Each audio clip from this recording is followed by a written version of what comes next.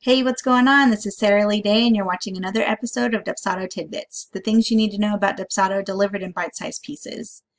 Last time we started talking about workflows, and we looked at all the different actions that you can trigger within a workflow. And today we're going to move on to looking at the timing of when those actions can be triggered.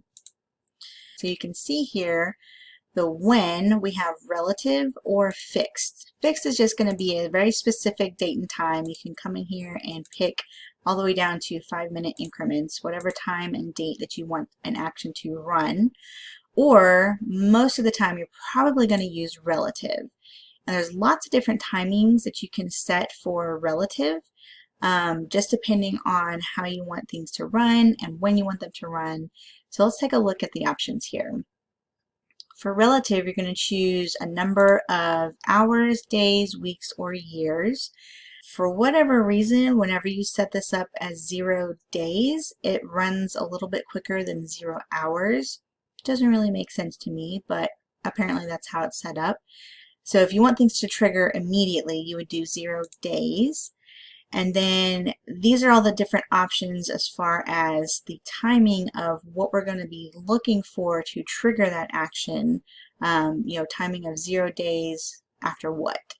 So it could be after the workflow has started. So once that workflow has been applied to the project and actually started, you can have something happen immediately after it has started.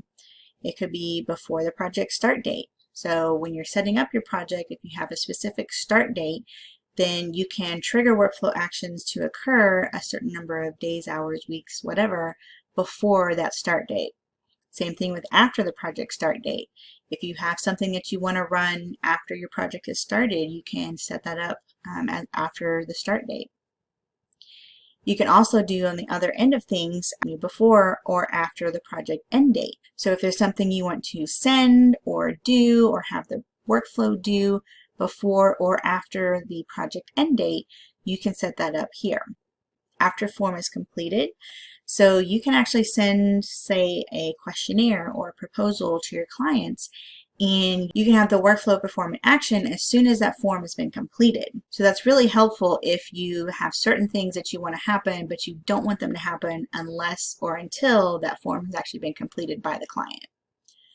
After invoice is paid in full, if you've got an invoice on the project and you have the workflow running, there may be a point where the invoice needs to be paid in full before anything else happens. You want to make sure that you have that payment made before you start the project or before you send the final files, or whatever it is. You want to make sure that invoice is paid before moving on in the workflow, and you can do that using this workflow trigger.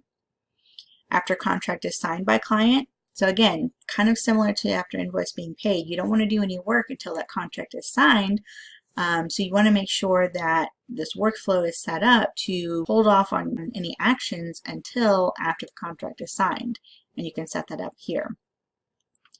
After all previous actions complete, this one is kind of like a catch-all. So as soon as all these other things have happened, then we'll run this other action.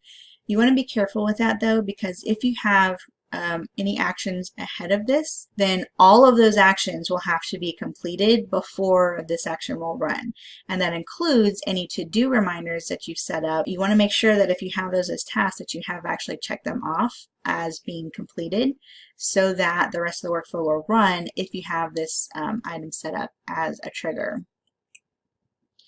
After an appointment is scheduled, this will work if you have sent a scheduler directly through the workflow. If you look back into the previous episode, we talked about sending the appointment scheduler. This will not work if your appointment scheduler was embedded on your website and that's what started the workflow. Because if you think about the workflow existence, it doesn't exist until you've actually booked that appointment on the website. So if the workflow doesn't exist, then it can't trigger any further actions based on that appointment because the appointment existed before the workflow. Hopefully that makes sense, and hopefully I'm not going too far into the weeds with that. But if you have sent the scheduler through the workflow, then you can trigger subsequent actions based on after appointment is scheduled. So once that appointment has been scheduled, a workflow action can happen. You can do it before an appointment start time. So once they've scheduled it, let's say it's Tuesday at 10, you can say, okay, before Tuesday at 10, I want this action to occur. You can do that here. Or you can do after appointment has ended. Maybe it ends at 11. Then as soon as that appointment ends, maybe you send a follow-up email or send a form or whatever it is. You can set that through the workflow to go automatically, and you don't have to think about it or worry about it. This last one is actually a newer action that's been added, and this is after form is not completed. So this kind of gives it a little bit of logic in the workflow actions, and this is basically if you've sent a form through the workflow, whether it's a proposal, a questionnaire, a sub-agreement, anything but a contract, then you can set up this trigger for the next actions to happen only if a form has not been completed by a certain number of days. So maybe it's you send a proposal on Monday, they still haven't responded by Wednesday, so if this form is not completed by Wednesday, or 2 days later, 3 days later, whatever, after being sent, then you can send a follow-up email, and it'll only go if the form has not been completed based on the timing that you set up in your workflow. So lots of different options for how to trigger, when to trigger workflow actions, and using all these together with the workflow actions themselves is basically how you build your workflows. All right, and that's it for today's tidbit. For more information about receiving updates, requesting future episodes, or getting help with your own Dubsado account, take a look at the links in the description below this video or visit sarahleeday.com. Thanks again for watching. Have a good one.